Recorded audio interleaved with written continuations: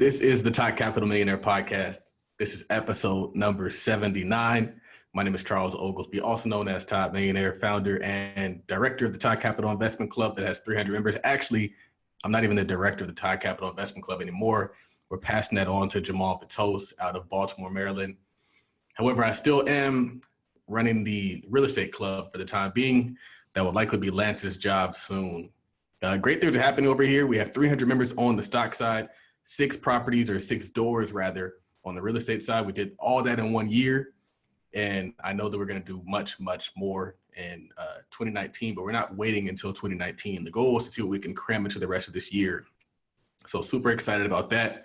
Make sure you leave us a rating and a review, preferably a 5-star review on iTunes, Stitcher, and SoundCloud, wherever you listen. Leave your comments, leave your feedback. We appreciate it all. Thank you for tuning in. The purpose of this podcast is to share the stories of successful African-American investors and business owners so that people can hear the stories of successful examples because they exist. We believe that business and investing are the true keys to financial success and generational wealth. And we also believe that business and investing are a team sport. This week, for episode number 79, we have Miss Ashley Goggins. She is a licensed attorney. She is a credit repair specialist and a serial entrepreneur. She's somebody I followed on Twitter. I don't know how she can tolerate following me on Twitter, but she follows me on Twitter and she's been there for a while. We follow each other on Twitter. But Anyway, welcome to the show. Thank you. Appreciate it. Glad to be here. So can you give people some more information about your background and who you are? Sure. So I am licensed attorney in Florida. I've been practicing law for about 6 years. I started my career off, this is a wild ride, but as a public defender in Florida, so criminal defense attorney, and I'm in Duval County. And I really just wanted to do it at home. I knew that I wanted to come back to my home, and I knew I couldn't be a prosecutor where I was born and raised. So I decided to go to the other side and defend my city. I did that, representing people from sex offenders, drug crimes, robberies, bank robberies, all of that, 6 years, all the way until I decided to go out on my own. I feel like it's crazy. I feel like social media, Instagram, kind of swayed me into entrepreneurship because I never really thought, that I would be an entrepreneur. Never thought about being a business owner at all. Really, really played life safe. And I just remember being on Instagram in law school, and I've literally been there since only iPhone users could be there. And, I saw the evolution and how, the rise in entrepreneurship just kind of took over. I don't want to say millennials, but it kind of just took over us, and it started to shift my thoughts, my paradigm of where I thought my life would be going. And so I remember being at the public defender's office making $42,000 a year. And I got my JD MBA while I was in law school. So I wanted to run a hospital. So I have no idea how I ended up. Well, I know how I ended up at the public defender's office. I liked the drama. And, I would prefer to do that. It's just, I didn't make that move until my last semester of law school because I was going to run a hospital. That was what my goal was going to be with the MBA. And then here I am making $42,000 a year, single mom. I'm like, how am I living off of $2,500 a month? Because in Florida, when you work for the state, you only get paid one time a month. Okay. So my discipline game is tight when it's in terms of money. So I'm sitting there and I'm like, how can I make more money? What can I do to make some more money? So I always had a background, well, I didn't always, but I have a background in finance. And I went to FAMU and I worked at Wachovia before it was Wells Fargo as a teller, did multiple things on the banking side. And I'm like, dang, I remember people was broke. Like I remember my people like always were overdrafting their accounts. I remember that, we were coming in to get approved for credit, unable to get approved. And I was specifically, I think FAMU kind of got me into that mode of protect my people, defend my people. And so because I went to predominantly white schools growing up until FAMU. So it was a culture shock. So for me, I'm like, why are we first of all, who are the Patels and why do they have so much money? And this is in my head, I'm looking at, like if you've ever been a teller, you look at the different races and how you start to see trends and how they use their money, how they spend their money. And I'm looking and I'm like, there's a big difference here. Like we come in on the 1st through the 3rd, wipe out our accounts, when we get our check. They move their money around so differently. I just started, it would open up a whole new world. And I remember just sitting at the public defender's office as a criminal defense attorney, and a light bulb went off like, oh, that's how I can use my MBA. Because I'm like, I'm in $200,000 in student loan debt. I got to use these degrees, So that's what I was thinking. And so that took me to credit repair. Like, okay, I can start here. And that's how I started the credit bar. And from there, like, I've fallen in love with entrepreneurship. That's dope. There's a lot to take out of that. I was gonna say that was a lot. But man, I'm going to try to remember different things to pull out of that Okay. intro, because my experience was similar. I was at Chase as a banker. Oh, wow. And I was in downtown LA. And so I would see a pretty diverse range of customers. So you would see the Arab customers, you'd see the Caucasian customers, of course, you see the Hispanic customers, and then you'd see us. The craziest thing that I saw is the guys or the people who would come in and, yeah, we had the overdraft accounts, but we would be shining. Yeah. I'll never forget, this dude came in, he had the nicest watch, he had the nicest shoes, he had it all going. And like, we were super cool, opened up his account, all that good stuff. And the next day the account was closed because he had just overdrafted it.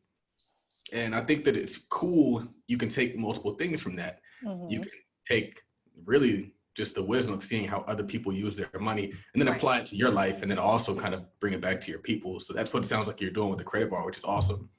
Right. I have a question though, because you said that you fell in love with entrepreneurship, and you said that you kind of like, you didn't start there. Like you had the employee mindset and then you went to an employer or entrepreneur mindset. Right. What specifically was it? Like what on Instagram that you saw that really drew you there? Was it seeing other people doing it? Was it seeing the success of it? Looking back, I think it was the freedom. I think it was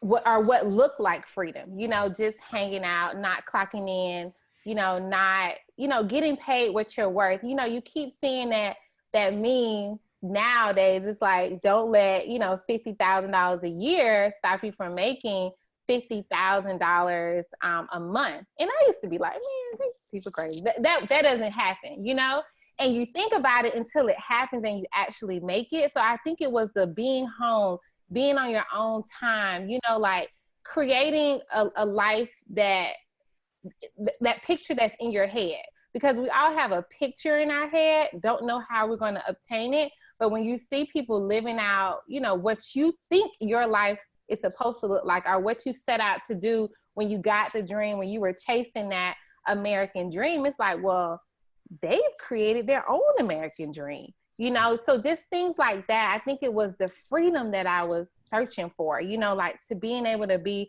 on my own time. And back then I couldn't articulate that it was freedom. It was more so, my own rules and just controlling what I'm making. It sounds like you're kind of trying to run away from what you were in. So like you're trying to run away from what you were in, but you didn't really know where you were headed. You just know you didn't want to be there. Yes. And it was so scary. Like y'all, I'm saying y'all like I have an audience, but you do have an audience. Oh, I do. It's just me and Ty, but it's okay. My audience. I was so scared, and I guess the good thing about Instagram and the good thing about social media is that the influence can be positive. It can push you to jump and make that leap. And I feel that just seeing different examples of people who are doing it, people who are being transparent and sharing their testimonies, it's like, well, dang, if she can do it, so can I. If he can do it, so can I. And I think it was just that influence, honestly. It was truly just watching it happen, watching someone start working. And, you're on Instagram watching people turn in their resignations. So it's not like, I think we have a bird's eye view to it now, whereas before we wouldn't have had that. And I think it was just the exposure that made me do it. Absolutely. So where did you go from there? How did you start the business, or did you start something else before that business, or what did that look like? So what happened was, okay, so I was making $2,500 a month. So I was like, I'm going to invest $500 a month. So I'm going to take a little bit out of my check, you know, make sure that my, I knew, first of all, I love what I was doing. So I would say every day, walking the court, when you do what you love, the money will come. When you do what you love, the money will come. So I'm creating another environment in my head. That's what I started to do. I created where I wanted to be in my head. And so as I would say this every single day walking the court, even when it was raining, I started to like, I didn't want to say I don't have $500 to invest into a side business. You know, I was like, I have $500 to invest into my business. So I started, it was a mindset shift. And once I invested that $500, I was like, you know what, this $500, I can buy a credit program to house, a CRM, you know, everything else. I got a printer and a computer, and I got Instagram. It's free for now. So that's really what I started to do. And then I would, each month as I started to get business, I would literally take almost every dime and reinvest it back into my business. I was like, if I can get 5 clients, then that means I could pay for this course. So I remember in 2017, I went to this big course, and I got in the room. Now, when you get in a room where there are people that are where you want to be, or even right there in the grind, beast mode, just like you, that changed the game for me, because I feel like I was on the home stretch to leaving. Still no thought. I just wanted a cushion. So I started the side hustle just for cushion. Never in a million years thought I would leave.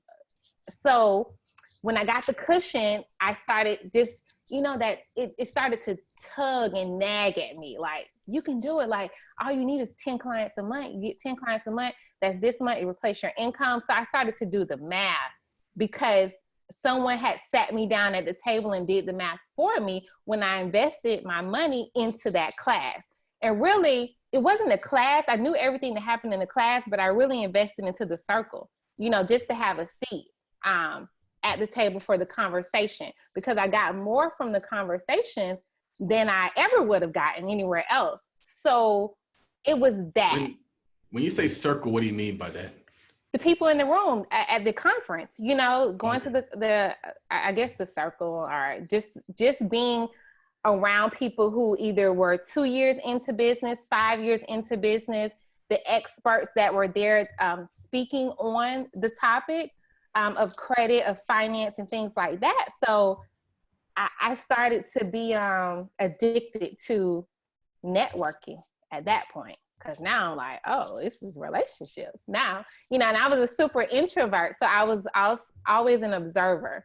And so me being an introvert, I would always just sit back and watch. And so I always felt like it was the relationships that really made people more successful. So I started to, you know, nurture all of those relationships, and each relationships that I have and each level in my business came from somebody I met from a conference that I invested in, that I was scared to spend the money for the ticket to get there. So it's just from there, my business started to take off. The first thing is I matched my, as soon as I left that same month from the conference, I matched my salary, which ain't nothing really to match, but that's a big milestone. I matched my salary. And then the next month, you know, like tripled it. So once I made about, another thing, what happened between that is I got into network marketing, fell in love with it. Like money in your sleep. That's when I got introduced to passive income and residual income. So that when I started making, I didn't resign from my job until I made about $13,000 in residual income from network marketing is when I decided to resign. So that was in 2017 is when I resigned. I used all the money basically that I made to open up my own law firm. I opened my law firm literally a block away from my old office. And I still walk the court saying, you know, when you do what you love, the money will come, because it's true.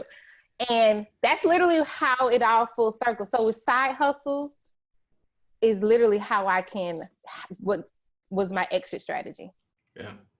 I like it for a lot of different reasons. I like it because well, first and foremost, you invested your money into your business actively.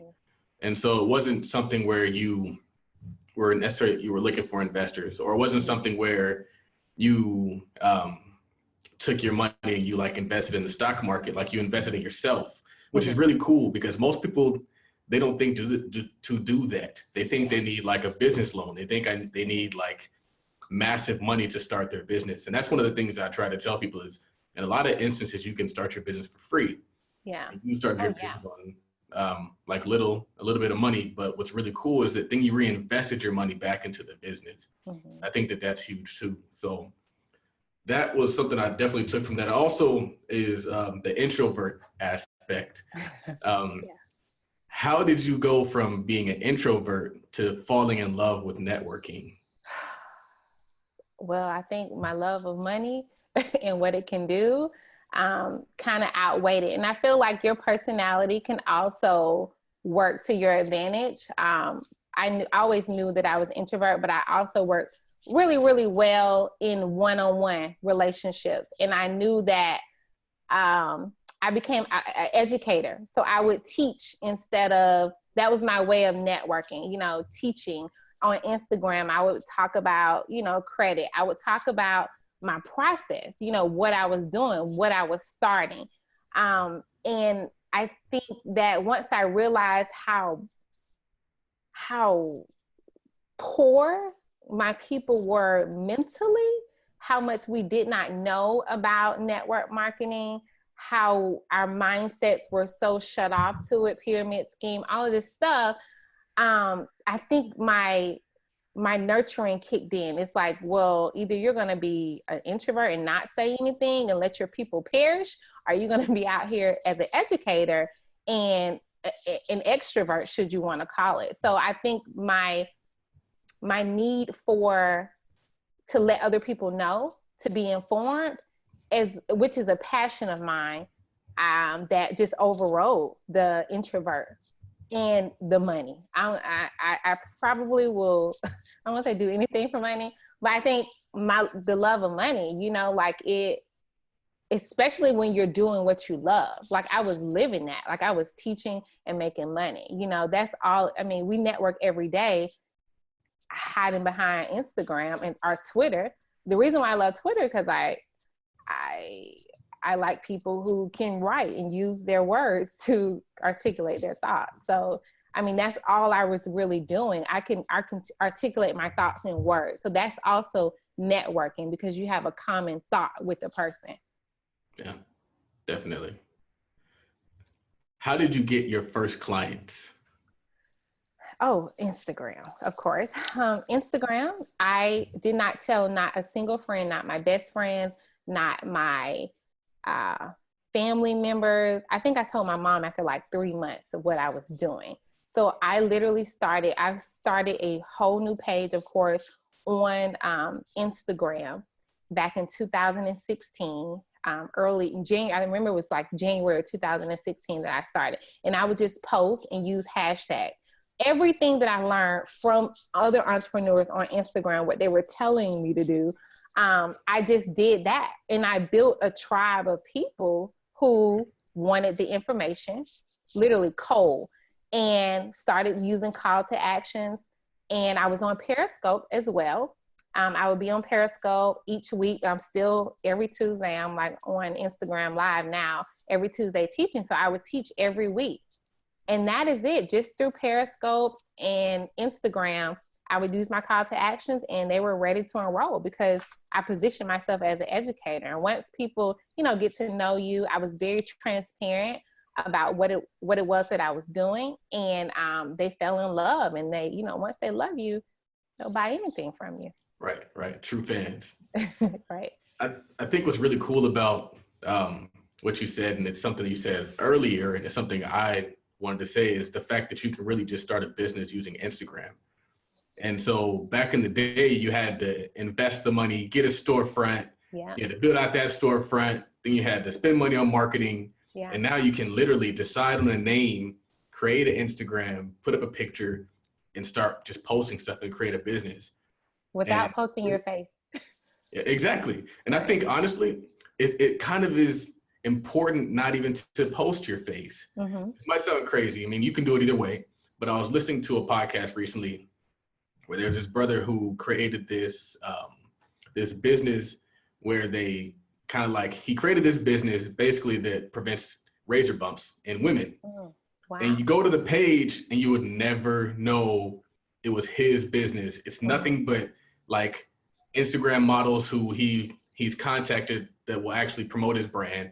It's nothing but pictures of other models. It's nothing but pictures of his product. And so I'm realizing that sometimes it can be ego and you want to be like, this is my business. This is the This Me show. And sometimes that can hold you back because everybody doesn't connect with you. But the dollar's still green. And so I'm finding like I have to suppress the ego and promote the brand and let the people fall in love with the brand and the service and the product, not liking me as for me. Different strategy. Example of that is Social Media Examiner. That was his strategy as well. Like nobody knows, well, at first for years, nobody really knew about the Social Media Examiner. Now, it's this little cartoon figure. Now, it's one of the largest sites, in the world in terms of social media. So I think it's genius if that's your model and strategy. Yeah. Yep. So branding, I noticed that you have a pretty unique brand. What made you pick that, and how has that brand evolved over the years? Okay, branding. I leveling up. Like I just was like, I wanted a cool name. I wanted to, be chic, and I wanted it to be, luxurious, or I wanted it to be upscale, because when you think about credit, you're thinking about, leveling up, and so when I said the credit bar, and it had nothing to do with being an attorney, taking your credits, to another level, new credit, new levels. And that's kind of like where the bar aspect came from, just like the credit, how the credit levels, credit bar. And so it's basically welcome to a new level, like top shelf. It was really, I would say a lot of times, this is where top shelf credit is served, at the credit bar. So it was just a play on words. Top shelf credit, basically is where what I came up with it for. Nice. All right. So hypothetically speaking, you bring in a new client. What is the beginning process? What do you want to kind of like, what does it look like from the beginning? When you bring in somebody new, what are you teaching them? What are you helping them out with? Well, the first thing I'm teaching is, I'm asking, how much money do you make? How much money do you have coming in? Because what a lot of people don't know is it's literally about income. Credit is 65% you. So I'm thinking, before we even get into this relationship, 65% is not a 50-50 partnership. It's 65% is on you. So a lot of it, and that's the problem, is money. You don't have a credit issue, you have a money issue. And so I'm teaching first of all, how can you make more money? Because if you can make more money, I can show you how to turn your credit around in a minute, and that's the first thing we start. What can you cut so that you can, have more access to income, so that you can put it on a secured card, so that you can pay down, the credit card, period, so that you can get that utilization up. And so we can work on your payment history. So that takes a bit of time, because people are, when they're thinking about credit, immediately they're thinking, oh, I'm gonna come in, get this stuff off my credit. I'm like, no, do you want a clean credit profile, or do you want a high credit score? And it really depends on if you're purchasing a home, or if you are purchasing a home in the short term or in the long term, because some lenders want a clean credit profile, clean report. And so if that's the case, it's a disputing, it's like, okay, this is what we can get off. But most of the time, it's a money issue if you want to, increase your credit. So absolutely, that's the first thing we're doing is money. And then once we walk through the money issue, we go to how recent your derogatory negative items are, what we're going to attack first. We always attack what's most recently derogatory or negative on the account. And then we I asked them basically what is it that, you know, they're looking for and how long it will take. Most people want a fast turnaround because of, you know, Instagram, but it's not. And, you know, it's almost like a wake up. It's a wake up call. Literally, that first call is a wake up call, and it's the truth. Because I'm like, look, I'm going to tell you the truth about it. That's why I teach it so much. And they kind of are shocked. So it's a shock. It's a credit shock. Yeah. About what it really takes. And so that's what it is, a teaching wake-up call. Nice. I think that's important, though, because like you said, people are mentally poor.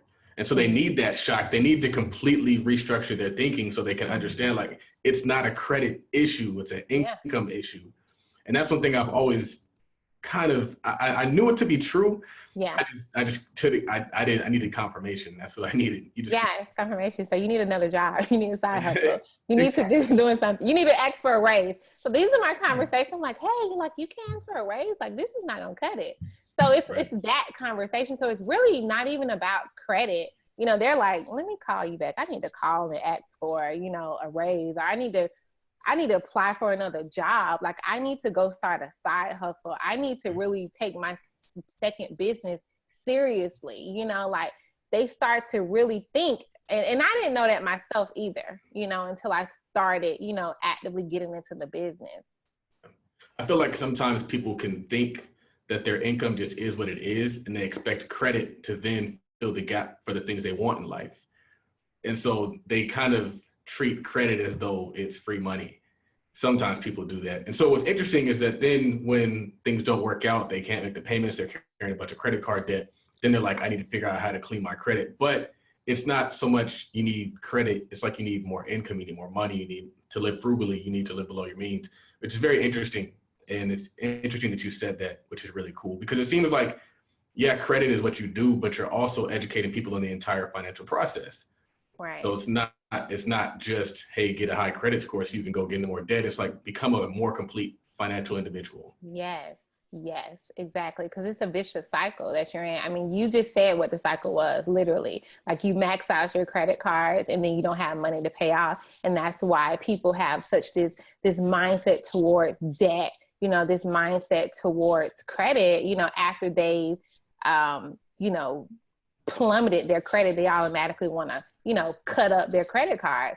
No, you need to cut up your mentality, because it's not a credit card. Like, if you got to cut up a credit card to stop using it, that is a mindset issue. You know, that has nothing to do, you know, but you also want better credit. So it's counterproductive, and it is all a mindset issue. Interesting. So you said people cut up their credit cards. How have you seen that play off? Have you seen people who cut up their credit cards, and then since they don't fix their mindset, they just get a new one and use it? Or, I mean, you've seen these happen over and over again. So how does that normally play out? It horribly, because this is also the person that wants to improve their credit score. How can you increase a cut up card? Because if you think it's physical, if you think the problem is in the card, then it's crazy to me, because it's not in the card. It's in the mindset. It's an internal issue. So to me, when I'm talking to them about cutting up the card, I'm like, okay, so you cut up the card, you close the account, which is just like, oh my God, this is just crazy. You close the account that you paid off. Now your credit is ruined because you just closed off a card that you've had open for 10 years that was affecting your credit score in a positive way. So now you have done all of these physical things. You physically called, you physically cut, but you haven't changed anything internally. You haven't said or even looked at the rules of the game. Well, maybe this old credit card can help me. Let me see what the rules are for, you know, an old credit card. Okay, it's 10% of your credit score. I just cut up physically, you know, 100% of the card. That's really going to affect me 10% of my credit score. So for me, I'm trying to get in their mind, like, is it discipline? Are you going to go upstairs and get the card out of the drawer if you have $2,000 on it? Like, focus on the mindset that tells you, because I have it, I have to spend it. Right. Because I just wanted to be there. I don't really got to spend it. I just wanted to be there as the leverage. You know, like when I see $25,000, $30,000 credit limits, I'm like, it's almost like the more money you make, you want to see it there. You know, like, you know how you save up 5,000, you like, dang, 5,000 look good in the bank. You know, I want 10. So it's just like when you can get someone to look at it like that and start to discipline themselves internally instead of physically, the shift both mentally and financially is game over. Like once you get disciplined financially and mentally, it's game over for wealth if you're trying to build wealth. Absolutely. I think what's interesting about that is it's really difficult to attain wealth if every time you get money, you spend it. So I always tell people, if you can't control yourself, then how are you going to control yourself if you have millions, if you have 2 million? Because there's always something to spend money on. There's always something to buy. Yeah, and it's like, if you can't handle yourself with a 2,000, 3,000, 4,000 credit card, it's really going to be hard if you really attain what you want in life. You'll just end up broke like that. Broke fast. Super fast. Or in debt. Yeah, for real. I had a question about, oh man, it was a really good question. About the Instagram meme? I didn't know if I want to go there yet, but we can. And then I'm pretty sure more come out of that. All right, so Yeah. cool. Definitely gonna edit this section out. All right, so it's so funny because I saw the question of high credit score, 800 credit score versus like $1 million. I think I saw it on Instagram, and then I saw it on Twitter, and then it's just this constant conversation that goes around on social media, and you have a lot of people who aren't credit experts giving opinions, and so I think you should settle this for us. So what's your opinion on the people who say, hey, I would rather have $1 million than an 800 credit score, or vice versa? Yeah, that's a tough one because I feel like it all depends on the person who has the option. It depends on, of course, like we've been talking about, the mindset of the person, because you can give me $1 million without the $800 credit score, you know, because I only look at credit as it's just leverage, you know, and people don't look at it like that. If I got $1 million, I know exactly what I would do with it. But that's the problem. Most people don't know exactly what they'll do with the money. And that's why they get in trouble when they get it, because they don't know they don't have the capacity to handle that much money. As well as the same thing, some people don't have the capacity to handle an 800 credit score. So once they know, because of Instagram, because of memes, you know, because we think that, to me, it goes all back to consumerism. When they flash, get an $800 credit, 800 credit score, a 750 credit score, they are only flashing that because of consumerism, about what you can get. And it's mostly tied to things, you know, it's mostly tied to clothes and cars and things like that. Basically assets that are depreciating, basically, and you can't make any money off of them. So I think it really, the question, it really depends on who has the option, what type of mind or brain or capacity that person has when they get the option. But for me, I think it's all about consumerism. It's all about, you know, influence. The most of the time people have just copied and pasted because it sounded good, but they're not thinking about it at all. You know, they're like, oh, give me the $1 million, because we're a generation that's super fast. We want everything quick, and they're going to go ball out. Right. I can guarantee they're going to go buy labels. They don't go buy cars. Most people going to go buy labels, cars, help their mama, you know, buy them a house. By the time you buy a car, yourself a car, yourself a house, your mama or whoever, somebody you love, a house and a car, it's the $1 million is gone. Most people don't know, or think that people think that $1 million is a lot of money. But when you know money, you know it's not, because once you get it, it's not a million, you know? So I think it's a mindset issue, but I'm all about leverage. So whatever option, as long as you know how to leverage which option you get, because you can give me either and I can leverage both. You know, I can leverage the 800 to get more than a million, but I also can flip the million. So let's talk about what you would do with the million then. What would you do if you were given $1 million? I would buy a co-working space, multiple co-working spaces probably, and gut them, rent them out. It's probably what I would do. Or some type of real estate. I'm not super team real estate, but I know what it can do. And that'll be, to me, I don't want to say the easiest, but the one that makes the most sense, and also what I would enjoy and what I could actually have my hands on and touch, and again, leverage for more. Because, you know, once you have one, you can get more. Right. All right. Some type of, I would save a couple for logistics, the logistics business, transportation, because I feel like that is what we're starting to shift to. Right. I feel like you said something before we got to this point of the show that had something to do with having the capacity to handle that much money. Mm-hmm. And I think that that's really important, because me at 32 was not me at 22. Ooh. Me at 22, I would have gotten $1 million and probably spent it in about a week. Like that story. Remember when Shaq got his first contract and he spent like $1 million the same day or something? Yeah. And I don't think he was that old. Yeah. Capacity for sure.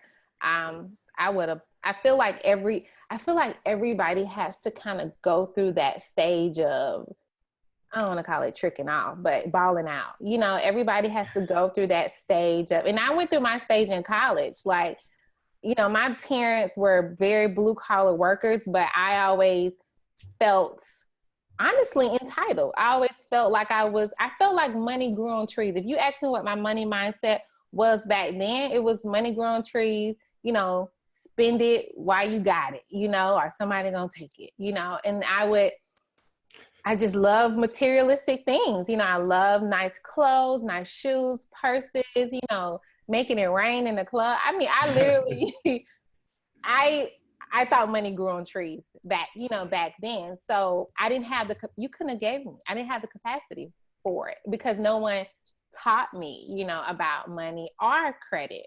So you couldn't have gave me that option, because I would have been like, 800 credit score, what am I gonna do with that? That's probably what I would have said. Right, exactly. That's exactly what I would have said. What changed? What caused that shift for you? I know what happened would cause a shift for me, but I'm curious what caused that shift for you. I think exposure. You know, I think that exposure, meaning the people that I got around, you know, they taught me.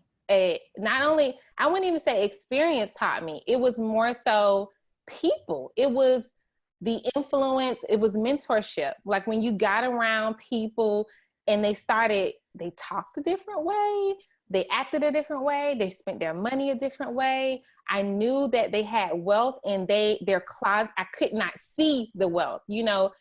And I again, remember I told you I was an observer. So I started to observe the actions of the people that I wanted to be where they were, you know, financially and freedom wise. And I think that exposure, and I keep going back to this, but that seat at the table, which is really like that insight, that view, you get that bird's eye view of how people are spending their money, how they're using their credit, what they think about it. Because even asking somebody, hey, what do you think about, what would you do between if you had the option between an $800 credit score or credit score or $1 million, what would you do? Like, ask your mentor that, you know, if you have one, or ask your friend that. That's a good point. Don't even ask people on Twitter, ask people who really have it. That's a good point. Yeah. And so when you start to do that and converse with people, it's like, oh, they don't think nothing like how I think. You know, it's just, and I learned it in law school. I learned that one thing I learned that I was behind. I learned that what they learned at dinner was totally different from what I learned at dinner. And again, another exposure. So I think it's exposure to new mindsets is what taught me that. What was the shift? Because it was like a light bulb. It was an aha moment that, oh, I've been doing it all wrong. You know, I didn't learn any of this. And it totally made sense for me once I, you know, got that view. So I guess this would take us into your circle of influence. Right. I agree. Yeah. I think not take us like I'm taking your podcast somewhere, but I thought you were going to direct us somewhere. No. But I've had the same experience. I think that one of the things I wanted to do once I got out of school is the next goal become a millionaire. And so what I did is I got around millionaires. Some were fake millionaires, some were real millionaires, and I learned things from both. Yeah. But one of the craziest things, I always tell this story on my blog, is one of my mentors is worth a ton of money. And so I work with him on a lot of deals, and a lot of projects, and I see how much money he's making. And I'm like, you still have the same watch? You still have the same shoes? Like, come on. Like, and so I realized, like, he's for one, he's not even working for himself anymore. He's already established. He's working for his grandchildren's grandchildren. Yeah. But for two, your lifestyle shouldn't change just because you make a lot of money. Yeah. If you have the right goals, if you have the right motive. And I think that's how you get it and keep it. That's how you get $1 million. And you're like, okay, how are we getting the next million? Not we get $1 million and how am I going to spend this million? Yes. Or how are you going to invest it? Because that's definitely something I would do. I'll turn it into cash flow of some sort. Yeah. But it's an interesting debate. I feel like there's really no wrong. If you have the right mentality, you can flip either one. What would you choose? I would take the cash. And I would take the cash because my credit score is already good enough to get a loan. Yeah. See? I don't need an 800 credit score. I mean, you probably have an 800 credit score because most credit repair people do have very, very high credit scores. Yeah. But still, like, that's one point I made is that you're assuming that somebody with $1 million doesn't have a lendable credit score. Right. When even if they don't, that $1 million can substantiate a loan just based off of the equity of that $1 million. Absolutely. So I would probably buy a few different things. I might diversify. I would look to really what I want to do is buy a group of homes. I'll probably buy like a group of single family homes and turn it into a community. I would want to buy some trucks, of course, to get into logistics. So probably about $200,000 in trucks. And then I'll look to acquire some actual like existing businesses. So something that on paper cash flows that I can just acquire. So, but I'll try to leverage that money and try to leverage that 1 million into like 10 million or to even 5 million, depending on what the terms would be. But that's what I would definitely take the cash. I wouldn't take the credit score. Yeah, for sure. I don't know why people say the credit score thing. I think they just say it to sound cool. I think so too. The capacity. Right. It's like,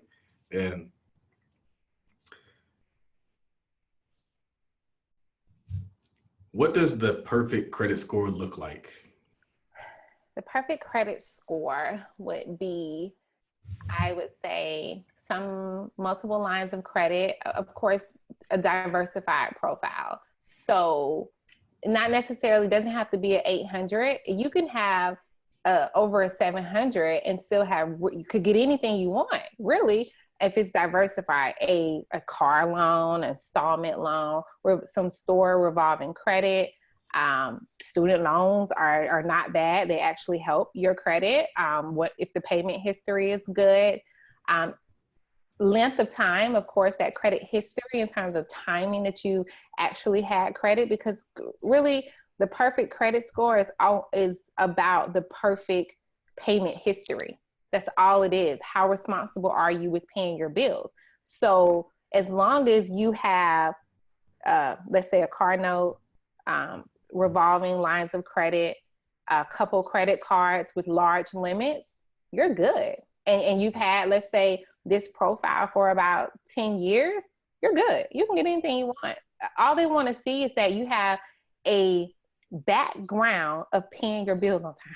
That's all credit is. Right. That's pretty much credit in its simplest form. Yeah, that's it. Yeah.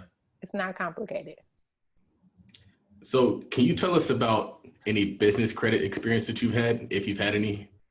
Yeah, most of the business credit, I would say the best advice I can give is to set up your business appropriately. I think most people cannot get business credit because they don't have the proper setup, meaning they may have their name is an LLC, but when they go to get their bank account or their name listed on 411, a lot of people don't know that they really have to list their business correctly as it is on their corporate documents the same way across the board. Your website name may be different from your LLC name. So whatever your business name is, it needs to be consistent everywhere, on Google, on 411, on Instagram, everywhere that's searchable. That's the number one thing. Also, you want to make sure that you have a physical business address. So no PO boxes or anything like that. You can rent those. Your business phone number is consistent across the board and it's not a Google Voice number. So most business credit is super simple, but you have to first have the right foundation, the business foundation, meaning you got, of course, your EIN address matches your state registered address. So everything, again, is consistent across the board. Once that, all of that foundation is in place, most of the time you can build credit through vendor accounts. So net 30, net 60, 90, which is, hey, all you got to do is pay us back in 30 days. Again, it's the payment history of the business. So you can use accounts like Quill. What else? Dell used to have a vendor account, Dell Computers. So you purchase something paper from a vendor account, paper, printer ink from a vendor account. And once you do that, you want to make sure is to make sure you get the business credit through Duns & Bradstreet or Experian through your EIN number and not your personal credit. And most of the time you can't do it because your foundation is messed up. Yeah. So that's the problem. Most people are like, oh, you got to use your social security number. No, that's not necessarily true. It's probably a foundation issue. Like you got to go back and clean up how you're set up. And it's pretty easy from there. Once you have about 5 vendor accounts reporting for, I think it's between 5 and 6 months reporting on your trade lines, you're then able to go into revolving credit. That's Target, Walmart, Office Depot, Home Depot. Once you have 10 of those, you can then go into your Visa credit lines, your American Express and whatnot. And that is literally the process. Do you have a business credit product? I do. I have basically the foundation. We help with the foundation. We give you the vendors that you can go to start those net 30, which is the hardest part, is finding the net 30 accounts. Once we do that, we get you set up correctly, get you posted on 411, get your phone number, your 1-800 number, as well as your landline phone number, get your physical address. So we get you set up and then teach you how to apply. Are you seeing like a pretty big, I guess, push towards business credit these days, or? I think because of the internet. I mean, I honestly think it's because of the internet. Most people are not ready for it. Honestly, I think they're being told that they're ready for it, but I honestly don't think that a lot of businesses are ready for it. I think if there are some new businesses that are starting, I think that foundational setup would be good for any business, because that is how you need to look good on paper across the board. I think it is a big push, but if I would take any advice, I would take the advice of getting my foundation and everything set up first. I think that's smart. And I also think starting a business, how you started a business, is smart. I just feel like you limit the downside risk that way. It was no risk. Right. None at all.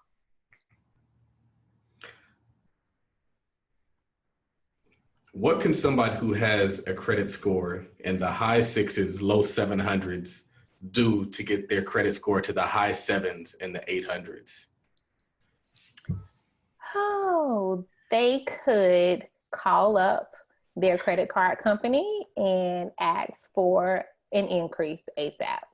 And then once they ask for that increase, if you have two credit cards, for instance, me, I always pit American Express against Bank of America. I've been with Bank of America since I was 18.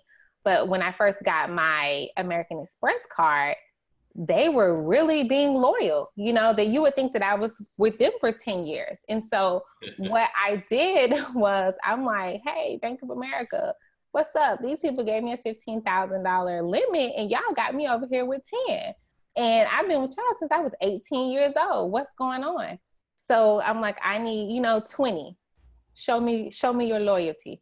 And so literally, this is what, as long as your payment history is good and within the last 6 months, you've been on time, and that's literally it. You just call them up, and a lot of times they can do it soft. Even $1,500 increase can help. So if you've had a $500 secured card for 2, 3, 1 year, you need to call an increase. You need to take $500 of your Christmas bonus or whatever bonus you got coming, and you need to put half of it to your credit card so that your limit can increase, especially if you have a secured card. If you don't, like on the dot, every year, every 7 or 8 months, I'm asking for an increase because that's what increases your score.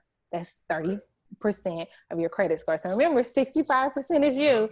So, on those calls, you call them up. Any card, if you've had it longer than 6 months and your payment history is good, and you call them up in 6 months and you ask them for an increase.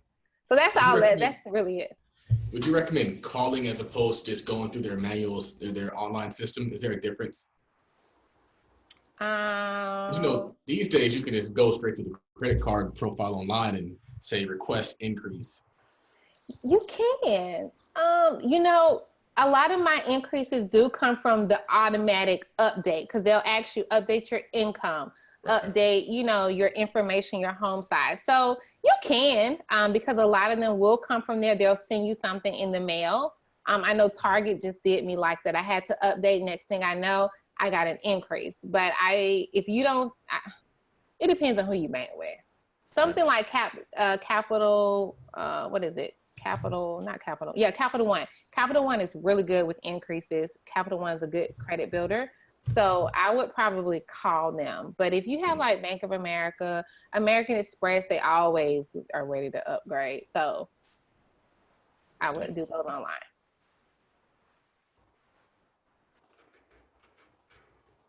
What are some success stories that you've created through your company?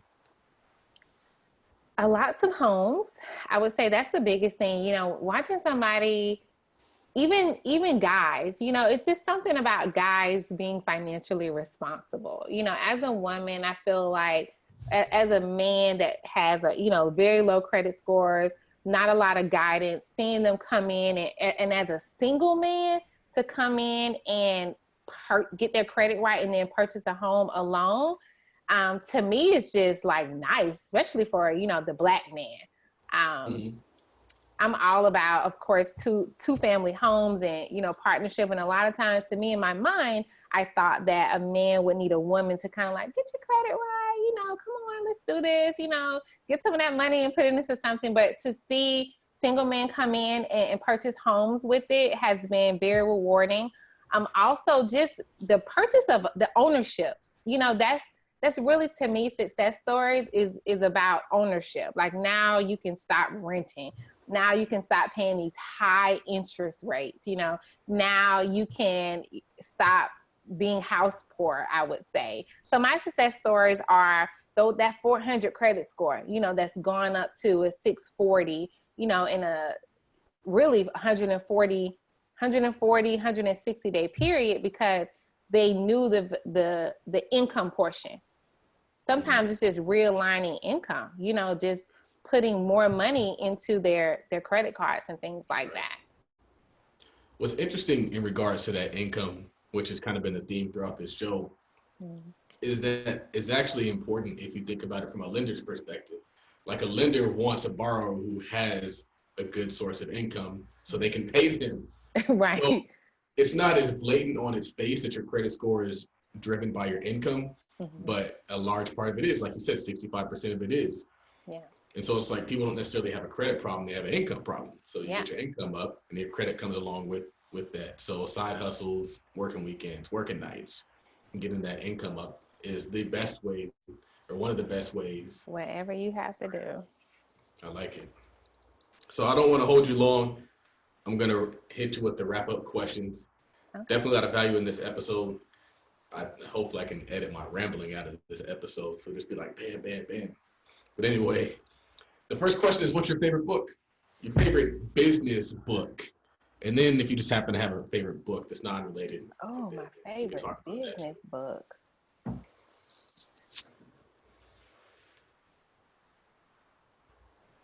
I'm just going to say The Compound Effect. Of course, I like Rich Dad, Poor Dad, but I would say The Compound Effect by Darren Hardy. Hearing people really like that book.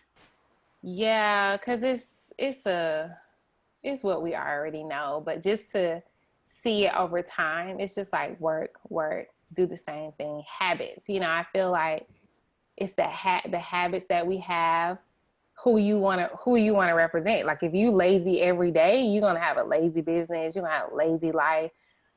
Yeah, it's a good one. So I would say, because I'm a productivity type of person, so I would say business-wise, definitely Compound Effect. I feel like it goes for every area of your life. Thanks. I love Seth Godin too. Anything Seth Godin, like that's like my crush. Yeah. My great granddaddy. Yeah. I was gonna ask you, because I didn't finish the Tipping Point, but I feel like Tipping Point and Compound Effect might be somewhat similar. Kind of. I think Malcolm Gladwell's a little wordy, but I think kind of the same thing. Yeah, for sure. Yeah. Interesting. Kind of the same thing. Who is somebody you look up to and why? Who do I look up to? You know, I'm going to say I look up to the comeback kid, whoever that may be. The person who, you know, started from the bottom, the person who failed and, you know, got back up. I look up to the person that, you know, might have been under whatever pressure, under in debt, under in, you know, stress, depression, but, you know, it wasn't over for them. So that person that just came back, that person that was resilient, I love those stories. I think that's what I look for. I love documentaries. I love watching people come back. I think that's why I don't love sports. I love sports stories of coming back. You know, I love the underdog. So any story like that is just, I'm rooting for it. That's what motivates me. It's just those stories, that those comeback stories is my inspiration. Everyday stories, people walking to work miles. You know, that stuff you see on Facebook and Instagram, and just any type of documentary, any type of biography, that is what I love. Stories of success in spite of. Yeah, absolutely. What is the craziest thing that you have purchased? What is the craziest thing I purchased? Before my mindset changed or after? The craziest thing. I'm gonna say shoes. If you had to come in my house and look in my closet, you would probably think my money was there. So, and that's still a issue. Why do women buy shoes so much? Why? I just, because you're walking in your purpose. You need to walk in nice shoes when you're walking in your purpose. I don't know. I would rather I don't really care about clothes much, but it's definitely, I feel like shoes can make anything. Like fake it till you make it. I don't know. I'm still battling with some of those mindset issues, but I would definitely say it would definitely be shoes. If it wouldn't be purses, it would definitely be just expensive shoes. Like trophies, like buying a trophy. You just look at them, only wear them once. Yeah. So with that said, what does wealth mean to you? Wealth means time freedom. You know, wealth means freedom. It means time. It means it's building me time because it's a tool. So it builds me time. So what can I do with the balance of my time that I have left? And that to me is, if I never wanted to work again, if I never wanted to clock in or do anything, wealth would be my time here. You know, wealth would be how much money do I have to spend during the balance of my time on earth. So if I had 20 years left to live, do I have 20 years worth of money saved up, you know, to take care of me, my shoes, you know, my kids, you know, tuition, you know, that is what wealth means. You know, a lot of people in terms of wealth, they think about the money part, but if you don't have the time to spend it and enjoy it, to me, that's not true wealth. You know, really wealth is being able to design my life, design my day. My parents are getting older, and I literally spend so much time with them, and it's priceless to me because now I have that time and freedom, you know, to spend time with them. My mom is retired, but anything she asks for me, at first it was like, if something happens, can I pay her car note? Or, you know, can I pay her bills, medical, anything? My dad, the same thing. He got sick, had to have a heart stent, had to be out for 6 months. And the ultimate I don't want to say the payback, but to be able, I would remember sitting in the hospital and I was like, this man just said my dad's going to be out for 4 or 5 months. Who's going to pay the bills? Because my mom doesn't work. She's too young to tap into her retirement or Social Security. So I'm thinking, and if he doesn't work, he doesn't get paid. And a light bulb like, oh, you can do it. And it was a priceless moment to be able to give the people who gave you everything something. So that was that moment for me when I knew I was doing the right thing, when I was on the right path of, you know, taking care of my parents, and then now be taking care of my children, my children's children. So it's that freedom to design your life. I like it. Dope. So the last question is, where can people find out more about you? You can find more about me. My personal Instagram is It's Ashley GESQ. I am on My Credit Bar everywhere: Twitter, Instagram, Facebook. My website is mycreditbar.com. So you can find me at My Credit Bar everywhere. Very cool. There's a lot of really powerful things in the show. One of the really cool things just from the beginning of the show was when you said that you would walk into work every day and you would just affirm things to yourself, and you ended up walking right into that. I think that's super awesome. I think it's a powerful thing that everybody can apply. Another thing that you said is you started small, you invested your own money into your business and then reinvested it back into the business. We talked about the purpose of income as it relates to your credit score and to the overall financial experience or financial situation. We talked about exposure and how getting around the right people can change your life. I think that this was a very awesome episode. Thank you for coming on. No problem. Thank you for having me. Yeah. So this is another episode of the Millionaire Podcast. This is episode number 79. If you guys are interested in joining either of our investment clubs for stocks and real estate, we have a very cool platform for the real estate side. So everybody who's been trying to get into the real estate side, I think we are able to fully onboard everybody and do even bigger things, changing the community, creating opportunity for other people, employing our own people. All that great stuff we've been doing in the entirety of 2018 is only going to be bigger and better in 2019 and through the rest of this year. If you are interested in joining those clubs, email myself at charles@capitaltod.com. You can also reach Candace at membership@capitaltod.com. Website is www.capitaltodd.com. My name is Charles Oglesby, also known as Todd Millionaire, signing off.